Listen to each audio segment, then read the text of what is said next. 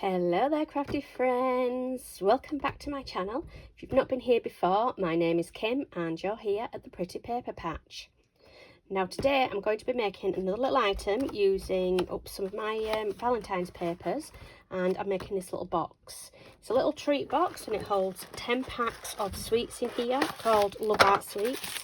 I'm sure you will have seen them before, especially if you're in the UK. If you're in America, I think you call them something different. I'm not too sure. Is it conversation hearts or something like that? But anyway, now this box is really easy to make. It's, like I say, it's using up some of my paper stash, and that's because I'm trying to join in with the hashtag paper stash smash that happens on YouTube. There's a lot of different ones going on like that, but this is the one that I'm following along with.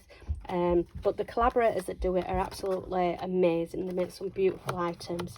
So, but I just thought, because I don't really have a reason to craft these days, I thought let's make some Valentine's goodies to give to my kids. You know, they'll just throw the packaging in the bin at the end of the day, but it's just a nice way to give a little treat to them and say, you know what, Mum's thinking about you. Anyway, we'll put this to the side and we will get on. So you're going to need 2 pieces of cardstock, the exact same size.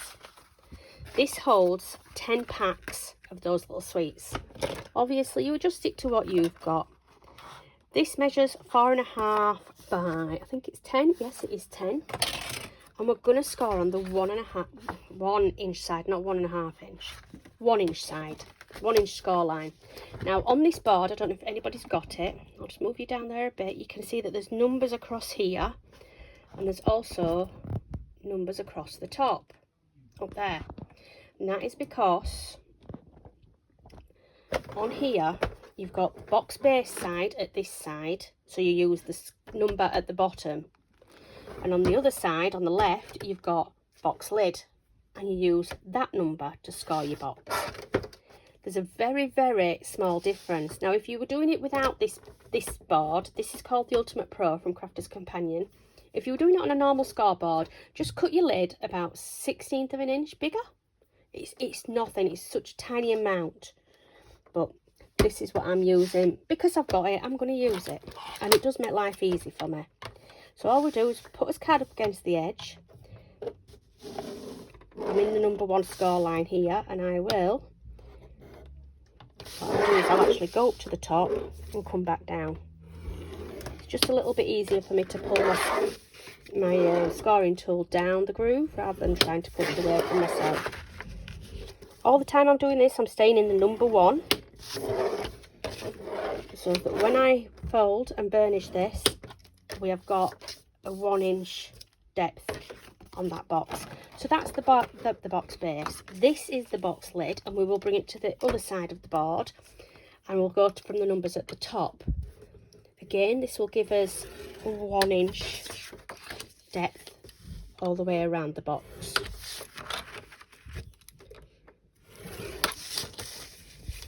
One, two, three, 4. There we go.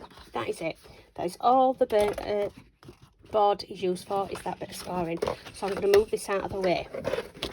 There we go. Now then, what we'll do is we will just fold and burnish all of our score lines, just to give it a nice crease. If you hear anything outside, sorry, it's my son. And what we'll do is we're going to cut down on that fold line to the next fold line there. And we're just going to reduce that a little bit there. Give it an angle cut. We want to do that on all 4 sides. Snip down and give it an angle. Snip down and give it an angle cut. See, there's your other score line. It folds up nicely against it. So we'll do that. We'll score down to that fold line, cut, and cut at an angle. Now here you can add whatever glue you like. I'm going to use a wet glue. It's just got a bit of a better hold on it. And you just hold it there for a second, just while you get it nice and tidy.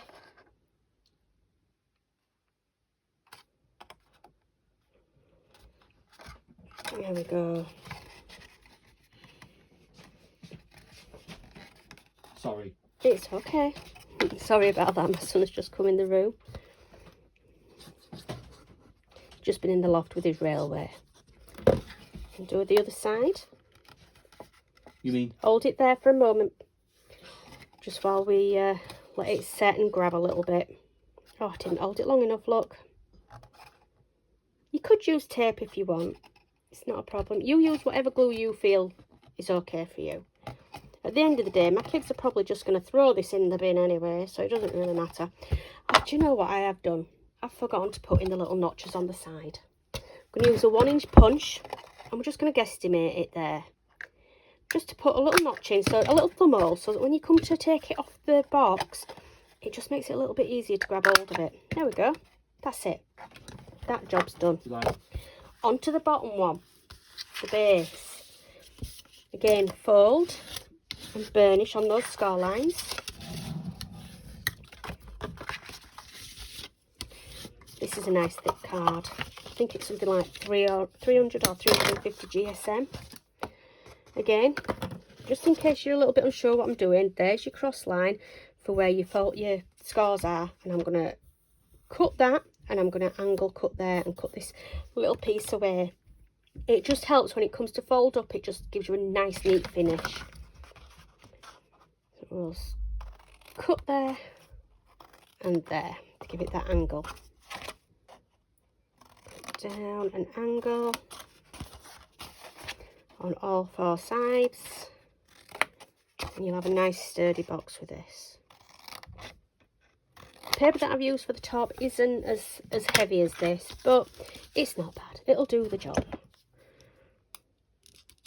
It was a relatively cheap paper pad.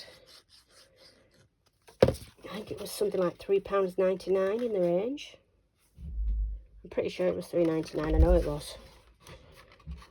So yeah, I'll just do this. Hold it in place till it just grabs.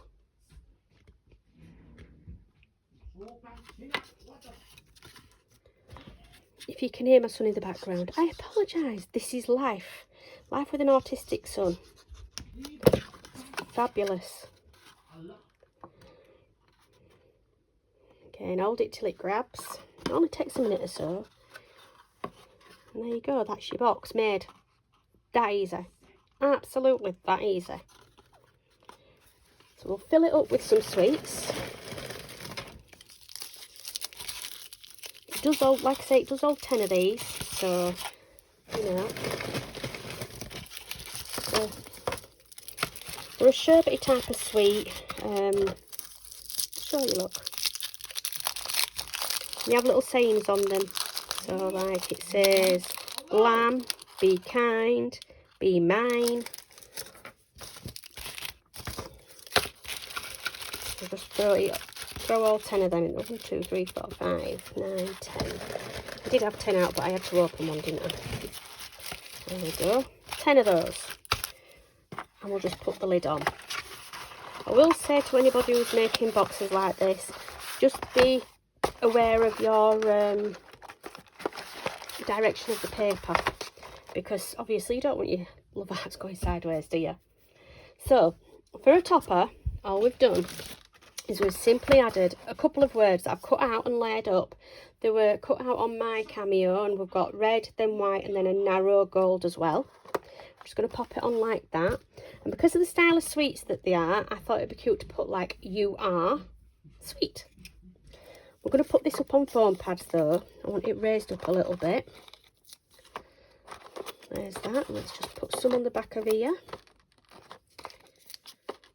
These foam pads are from Stampin' Up, but you can buy them from wherever you feel is okay. I get them from the pound shops. I get them on Shein. I'm not fussy, I'm sorry, I'm not. They do the same thing. Not everybody is willing to pay the extra money for Stampin' Up. I understand that totally. But because I'm a demonstrator, I do tend to have these in. Peel off all those backs. These little bits go everywhere, don't they? I know. I'm so sorry. And we're going to try and pop that there. I think that looks okay.